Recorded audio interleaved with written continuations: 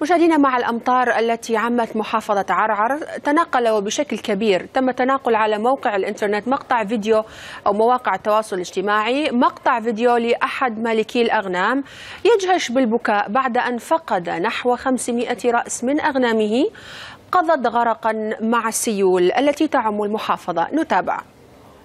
هذا ربك جابه حامد عايم الله خير. لا اله الا الله، هذا حلال. هذا ربك جابه وربك خذه. الرجال راحت يا رجل. الرجال راحت، ما هو بس.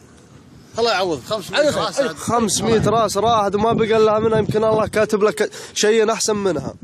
مير اذكر الله، اذكر الله بس، اذكر الله. الناس راحت رجال، ما هو راحت بشر. اي والله راحت بشر.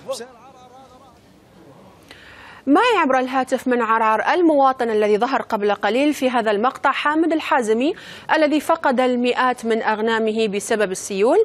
أهلا بك أخ حامد معنا في نشرة الرابعة. نأسف لما حدث لك. حدثنا كيف حدث ذلك؟ 500 رأس غنم تقضي في هذا السيل، كيف؟ نعم يا سيدتي، حياك الله. أهلا بك. العربية. أهلا بك. وسهلا. أولا أشكر حكومة خادم الحرمين الشريفين وولي عهده ووزير الداخلية ويا الشعب السعودي عامة ويا كافة عملاء الجرائد السعودية. الله يسلمك أخ حامد، بس حدثنا التفاصيل. ما الذي حدث معك؟ كيف فقدت؟ نعم. أنا فقدت غنامي. رحت تلك الليلة قبل البارحة. الساعة 3 ليلا. نعم. كنت أنا داخل الخيمة، أنا واحد سوداني. راعي الغنم. نعم. سوداني. نعم. عندما قمت الساعة 3 لقيت الماء غامر الأغنام، مغمور الأغنام بالأمطار، ولا قدرت أستطيع أن أطلع الأغنام. فأتبع الأمطار فوق المتر وربع. غطى ظهورها وغطى متر وحوله نصف أو أكثر. وشال الأغنام مني راحت. وهذا سبحانه بقدرة الله سبحانه ومشيئته سبحانه وتعالى. أخ حامد، لكن حضرتك واضح بأنه لست بجديد على موضوع تربية الأغنام، متواجد في منطقة عرعر، وهذه الأماكن تشهد تقلبات في مثل هذه الأجواء وأمطار غزيرة. يعني كيف ذهب عن بالك أنه المكان اللي تتواجد به هذه الأغنام مكان خطر؟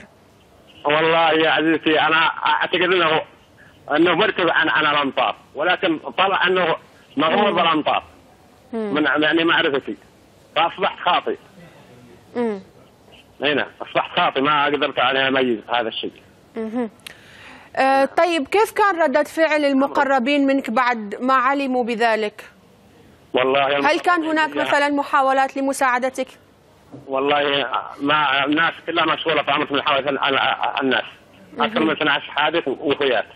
13 وأكثر من 13 أو 15 ولحد الآن إسعافات ورموشات الحين والله. نعم. جاري في السيول الحين والله. إن شاء الله يعوضك أخ حامد الحازمي. نشكر وجودك معنا في نشرة الرابعة. إذا كان معنا المواطن السعودي حامد الحازمي الذي ظهر قبل قليل في هذا الفيديو وهو يبكي أغنامه التي فقدها في السيول.